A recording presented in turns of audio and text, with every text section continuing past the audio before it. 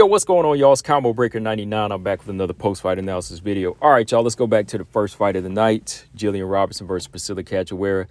All right, y'all, this fight pretty much went the way I said it was going to go. It was like I said, if Gillian Robertson gets this fight to the ground, then Priscilla Cachoeira is going to drown. If Priscilla Cachoeira keeps it on the feet, Gillian Robertson is going to get beat, right? That's pretty much how this fight was going to go. Early on, it was looking like it was going in Priscilla Cachoeira's favor because, once again, you know, Gillian Robertson, she's still showing that lack of a stand-up game, lack of head movement, lack of defense, you know, just doesn't look comfortable on her feet.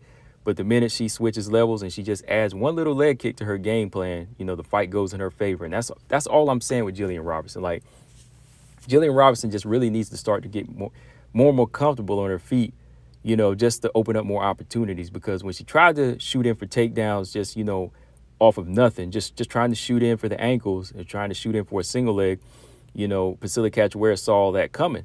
You know, she just took steps back and just started back jabbing Gillian Robertson. But the minute Gillian Robertson added a leg kick, it got her what she wanted. And that's all she needs to do. You know, just add in a leg kick, add in some jabs, you know, get comfortable on her feet, and these takedowns will come. Because when she did that tonight, added in that leg kick, boom, the fight went in her favor on the ground. She was pretty much doing whatever she wanted until, you know, the end of the round when she got a rear naked choke and got that first round submission like I thought she would. Because like I said, Gillian Robertson, she's much more technical on the ground than Priscilla Cachoeira is on the feet. And that's what really came into play here. Just like I said in the beginning of the round, Gillian Robertson, you know, she wanted to shoot in for a couple of takedowns, but, you know, opportunities were missed because Priscilla saw them coming.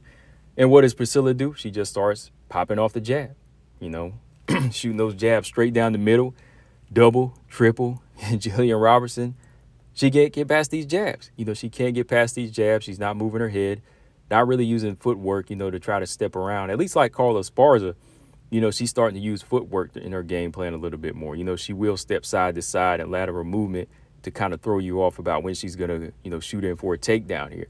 You know, so Gillian, you know, she shoots in for a takedown. Cachoeira just steps back, boom, boom, boom, goes back to the jab in the right hand. I think Gillian maybe landed like a couple of good right hands in this fight in like the opening couple minutes, but it was really Cachoeira's jab that was doing damage. You know, she did open up the nose of Gillian Robertson a little bit. But the minute Gillian throws a leg kick, boom, it opens up the opportunity. You know, she throws a leg kick on Cachoeira. Cachoeira tries to counter with the right hand over the top. And Gillian switches levels, takes her down to the ground, and the fight is hers from here. You know, she's in the water. You know, she's right where she wants to be. And Gillian, you know, she transitions. She's passing guard. She transitions to side mount, goes to a full mount, and just starts to land good shots, good elbows. Well, going back to her side mount or her side control, you know, she was landing some nice elbows, you know, good ground and pound. And that's all I'm saying. Like, when she's on her feet, she needs to really start to, like, transition what works on the ground to her stand-up game. Like, what amps her up when she's on the ground? Like, what's really getting her going? She needs to transition that to her stand-up game, because if she does that, she become a better dirty boxer, and she become a better inside fighter. She needs that energy, you know, throwing elbows, you know, throwing those, like, forearms on the inside.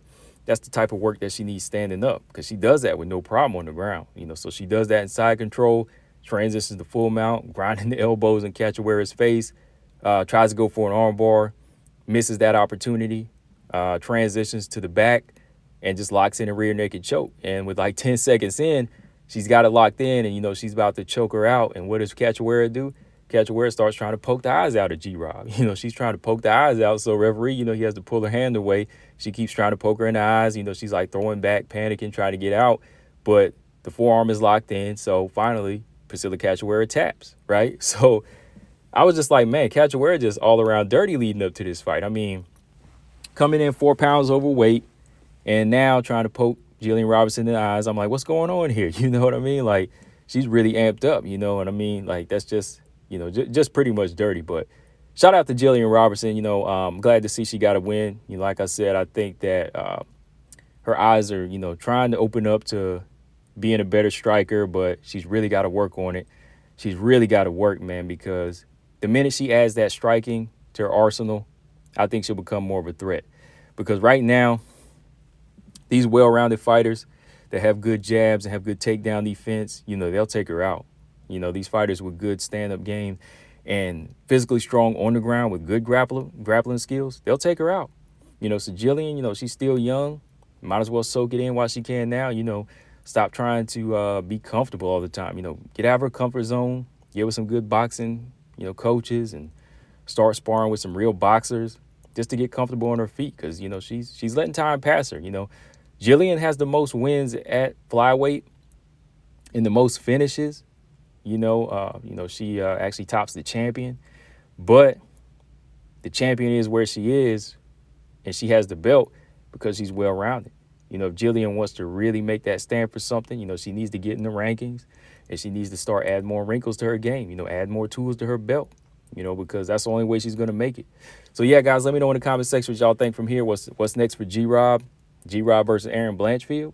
What's next for Priscilla Cachoeira?